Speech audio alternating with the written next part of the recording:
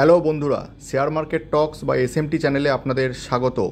Share মার্কেটের latest news এবং update পেতে চ্যানেলটিকে অবশ্যই সাবস্ক্রাইব করুন আর আমাদের সঙ্গে থাকুন। নমস্কার বন্ধুরা, আজ কথা বলবো তিনটি স্টককে নিয়ে, যেটা recently global brokerage firm Goldman such একটা রিপোর্ট পাবলিশ করেছে এই স্টক সম্পর্কে এবং তারা কিছু রেকমেন্ডেশন দিয়েছে। তো সেটাই আজ কভার করব, ভিডিওটি শেষ পর্যন্ত সঙ্গে থাকুন।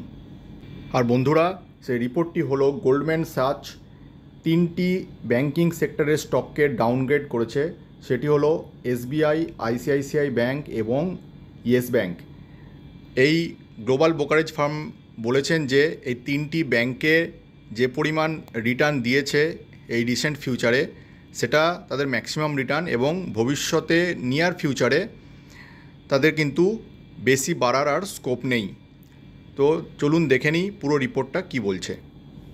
তো বন্ধুরা, গোল্ডম্যান সাচের যে বক্তব্য সেটা হলো এসবিআই কিন্তু তার কারেন্ট যে রেটিং সেটা নিউট্রাল আছে, মানে এই গ্লোবাল ব্রোকারেজ ফার্ম এসবিআইকে বাই বা সেল করার জন্য কিছুই বলছে না। তারা নিউট্রাল রেটিং দিয়েছে এই ব্যাংকটিকে এবং এর কারেন্ট যে প্রাইস চলছে 767-এর কাছাকাছি, সেখান থেকে তার টার্গেট প্রাইস কমিয়ে 741 করে দিয়েছে।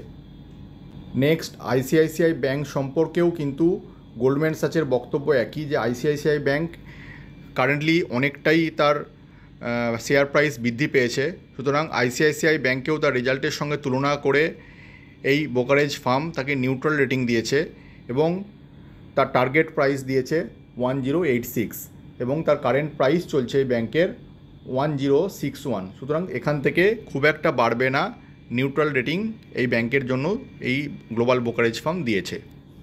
লাস্ট হচ্ছে ইয়েস ব্যাংক। আপনারা জানেন যে yes bank recently massive return দিয়েছে এবং কারেন্টলি কিন্তু এই শেয়ার 27.25 প্রাইসে ট্রেড করছে। আপনারা জানেন যে ইয়েস ব্যাংকের অ্যাসেট কোয়ালিটি কিন্তু খুবই বাজে।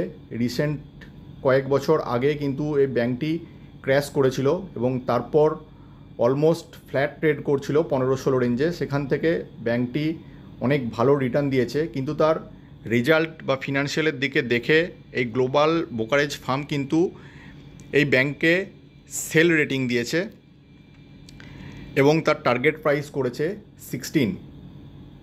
সুতরাং বন্ধুরা, এই তিনটি যদি ফিনান্সিয়াল স্টকের দিকে আপনারা নজর দেন তাহলে অবশ্যই আপনারা জানেন যে এসবিআই এবং আইসিআইসিআই ব্যাংক কিন্তু খুব বড় ব্যাংক এবং তাদের দ্য ব্যালেন্স শিট এবং কারেন্ট রেজাল্ট কিন্তু যথেষ্ট ভালো, কিন্তু যে পরিমাণ ব্যাংকগুলি রিটার্ন দিয়েছে তার তুলনায় রেজাল্ট অতটাও ভালো হয়নি। সেই জন্য এই ব্রোকারেজ ফার্ম কিন্তু আইসিআইসিআই এবং এসবিআইকে নিউট্রাল রেটিং দিয়েছে, কিন্তু ইয়েস ব্যাংকে সেল দিয়েছে যেহেতু এর অ্যাসেট কোয়ালিটি খুবই বাজে।